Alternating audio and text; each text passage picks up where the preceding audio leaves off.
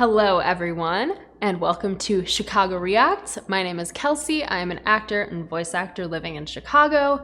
If you'd like to hit me up for voice acting commissions or just see what's going on, what dumb thing has Kelsey said on the internet publicly today, you can follow me at my Twitter, which is in the description. And today, I will be reacting to Starsector Review, Explore the Cosmos, trademark, Ruin Everything, trademark, by SsethTzeentach. Yay, more Seth. I'm excited. Be sure to like and subscribe, and let's watch some Seth. Let's watch him ruin everything, trademark. Oh, there he is. Hey, people. Hi. Seth here.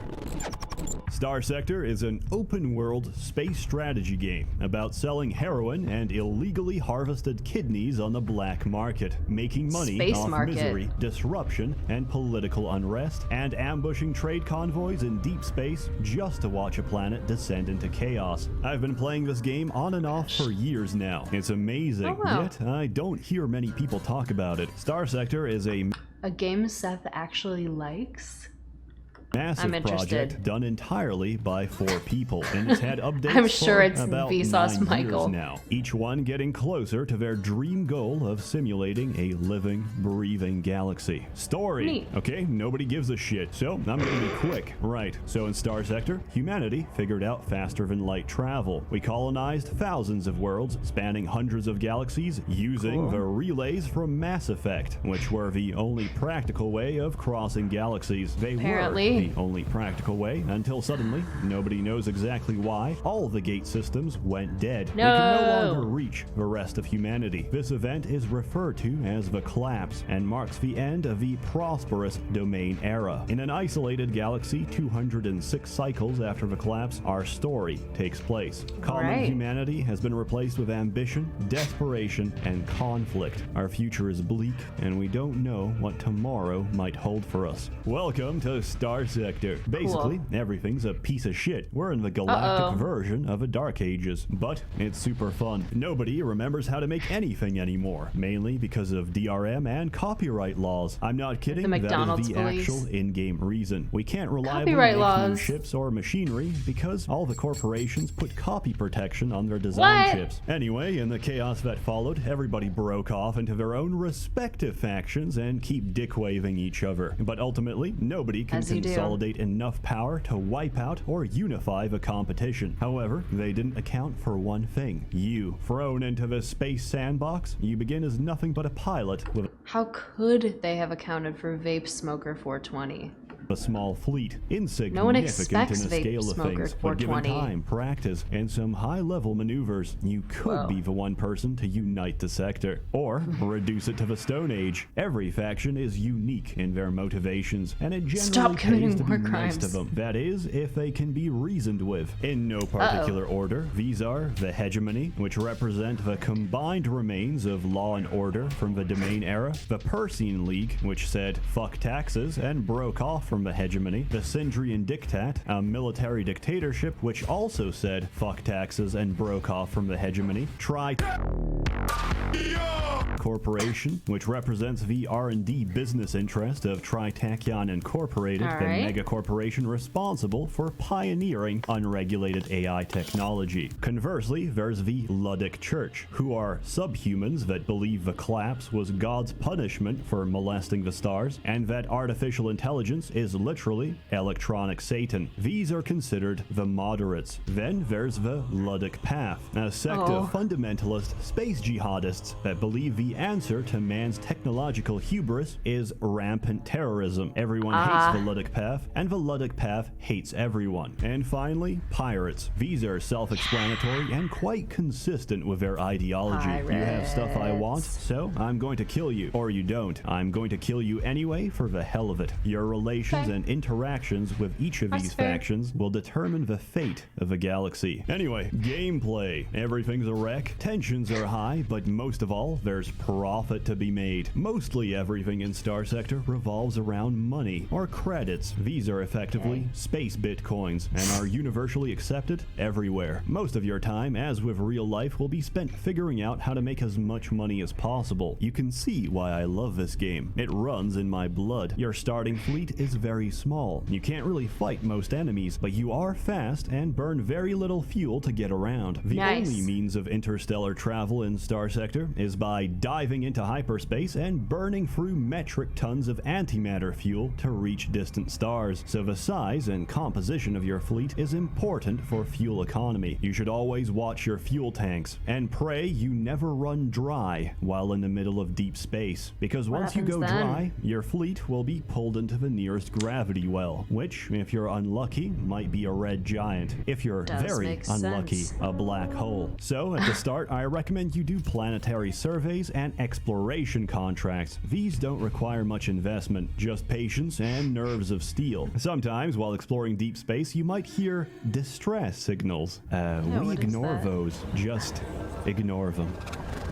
Contracts are offered to you by intel frequencies from different factions, businesses, and planet administrators. How close you are to the nearest communications relay will decide how quickly you hear about it, since transmissions travel in real time. You should generally be very quick about grabbing these. Space is busy, and contracts can be withdrawn or taken by somebody else without notice. With money to spare, you can go ahead and actually invest into your own ships. And let me tell you, there's a lot of ships to choose from, with different roles, specifications, and hull sizes. This ranges from the smallest frigates to capital class ships, which take up most of the screen. Oh my gosh. It doesn't end there. Every ship can be modified, outfitted, and equipped with weapons respective to the type and size of the mount. There's a lot of crazy setups. You can even make huge modifications to the hull to completely change your ship's behavior. For example, let's say you want your cruiser to act as a makeshift carrier. You can convert their cargo bays to accommodate fighter squadrons instead. Some factions also cook up their own modifications. Pirates don't have top-of-the-line equipment, so they improvise. For this reason, the Pirate's capital class ship is a stolen cargo freighter ripped apart and stitched back together with as many guns as they could possibly hold. The Rebel path follows the same philosophy of DIY hull mods, but they don't care about coming back alive, so they take captured fuel ships, override the safety settings, and turn it into a gigantic battering ram. And it's absolutely terrifying when you realize it's burning towards you at full speed. The amount of customization is insane, and you can do this for every single ship in your fleet. Combat takes place automatically, with your fleet responding to orders to the best of their ability. They're actually quite good, until you get a reckless officer who decides that the best defense is a good offensive ramming maneuver. However, you pilot your flagship directly. It takes some getting used to. Every ship generates flux whenever they shoot or absorb damage, so you'll have to manage or vent the extra flux into space to avoid overloading your system and leaving yourself open to attack. The same goes for enemies. As if all of this wasn't already too much to take in, every ship type has unique specializations. For example, phase class ships can't use shields. Instead, they can do this, which moves the ship safely into an alternative dimension where time flows much faster. Combine that with my favorite ship in the game, the Starsector equivalent of Killer Queen, and you've got a ship that can turn anything into a bomb while hiding inside another dimension. I don't have to explain shit.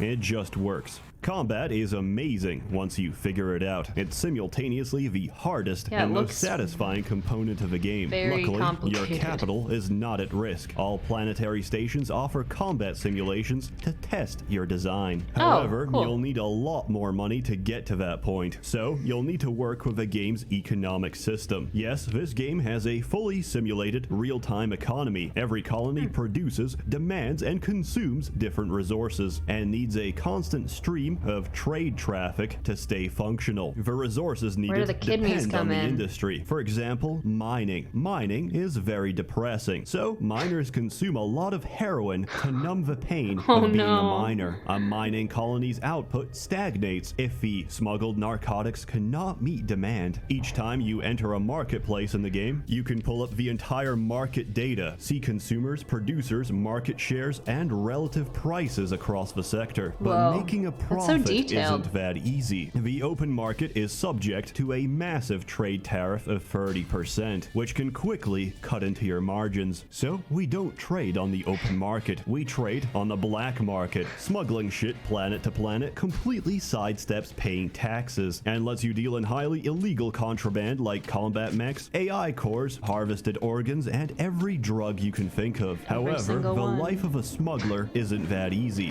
Smuggle too much and your suspicion level increases. Oh no, not the suspicion level. To do random stop searches. Sometimes they find nothing. Sometimes they find all Friendly pursuing your fleet.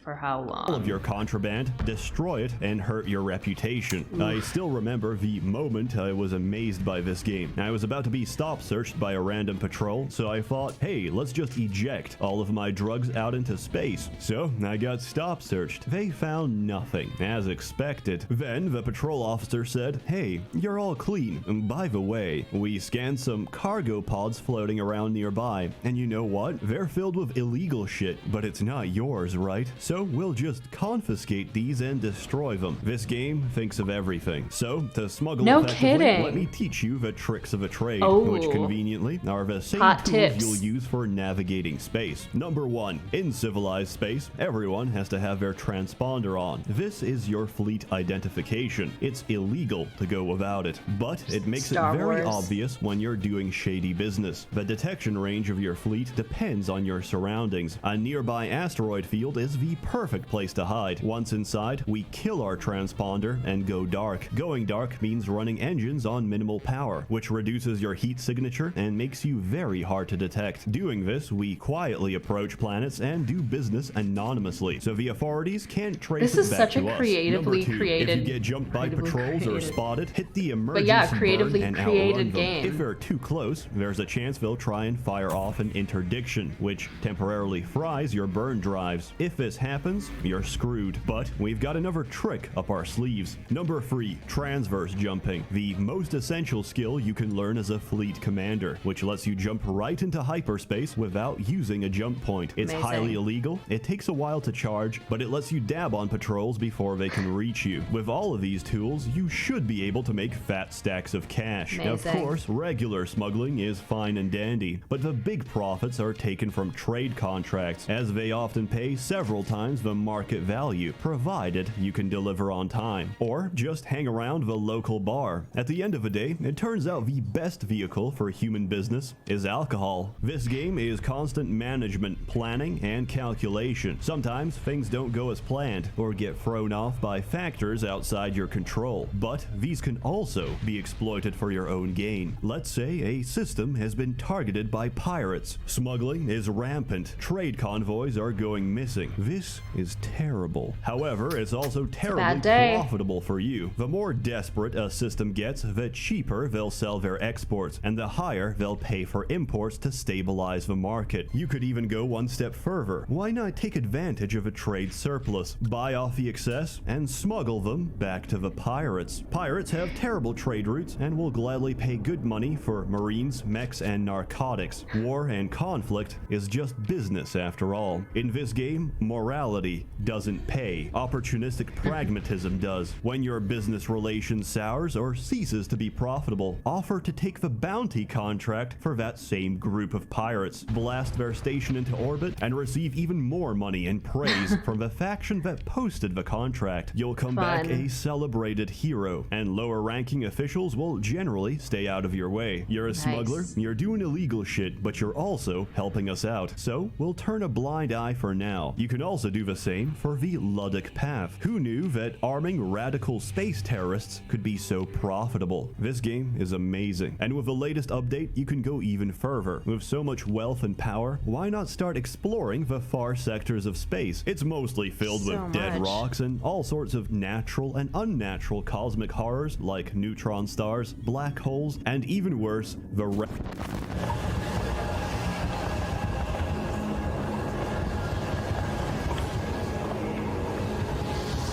What?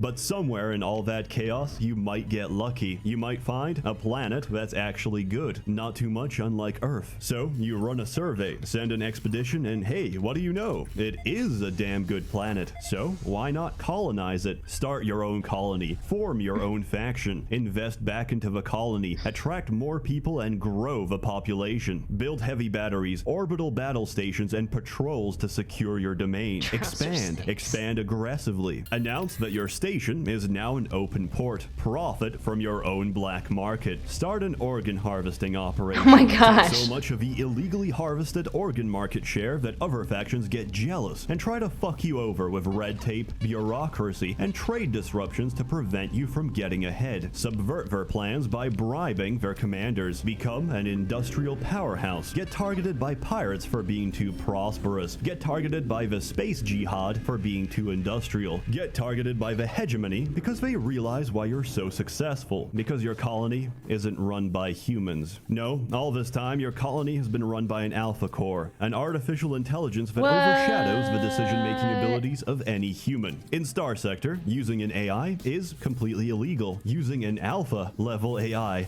is extremely fucking illegal. But as long as you keep bribing their military, they can't do anything. Eventually, decide that having an AI isn't worth the trouble. Try and pull it out. But you can't because it's missing. Open the pod bay doors, Hal. I'm sorry, Dave. I'm afraid I can't do that. What's the problem? It's sentient. I think you know what the problem is just as well as I do. Realize that the AI already anticipated this. Get blackmailed by your own AI, who threatens to tell every faction in the sector that you've been using AI technology if you try and disconnect him. This is a wild game. Plunge your empire into total war. Raid the other factions and steal their copyright-protected blueprints. Watch them get obliterated by their own ship designs. Cripple their military. Propose a ceasefire. Receive no reply. Order a saturation bombardment on every core world. Condemn millions to their death. Win. Decommission every AI core and throw them into the sun. And consider what you've done. Then, put one final bullet in the chamber. Hold the barrel against your temple and shoot. Starsector. It's a lot of fun. Surely, Seth, there's nothing more to say, and you've covered everything. Wrong. This game also has its own active modding scene. Of course which adds it dozens does. of new ships, weapons, and factions into the mix. I mean, There's of course even it does, mods which 'cause merge them all mods, together, but- letting new factions trade and interact with the rest. After finishing But the this base game mods seethe can very keep you entertained with an ripe entirely for the new modding. game altogether. Sometimes the developers even incorporate mods into the main code if Cool. they're that good. Oh yeah, this game also works on Mac and Linux. This is probably one of the best products I've ever bought, and it only cost me $15. They make you use some old-ass website from the 2000s to get your CD key and download link, but hey, it works. I can't really complain about something I've played for several hundred hours, nor something that keeps getting updates yearly. My only criticism is that chasing enemies or getting into a fight can take a long time if you're flying the larger ships, but again, this is something I fixed with a single mod. In an industry where you're piled on constantly with mediocrity, garbage, and bloated design, this is something put out by a few guys that puts AAA studios to shame. I give it a 10 out of 10. I'm completely biased and I don't care. Starsector is a beautiful game and I thoroughly recommend it. Go buy it. And if you're not sure, go try it. Here's my actual CD key. There's downloads below. You can smack it in there. Enjoy. As always, more content to come, so stay tuned. A warm thanks to the many members of the Merchants Guild, generously funding and bankrolling these videos. You're all truly wonderful. Oh my gosh. Truly, I've seen Seth like some games, but I've never seen Seth like fully endorse a game so hard. And I mean, I see why. It's super, super cool. Like, I always say, oh, I want to play this game. I don't know if I have the time, but in another universe, I would absolutely play this game. It's so cool. You get to like live your own Star Wars, Cowboy Bebop, Guardians of the Galaxy fantasy, and that's so fun. That's so fun. Wow. thank you for joining me on this very informational journey through Starsector. And if you liked this video, be sure to like and subscribe for more content just like this, and we'll see you next time.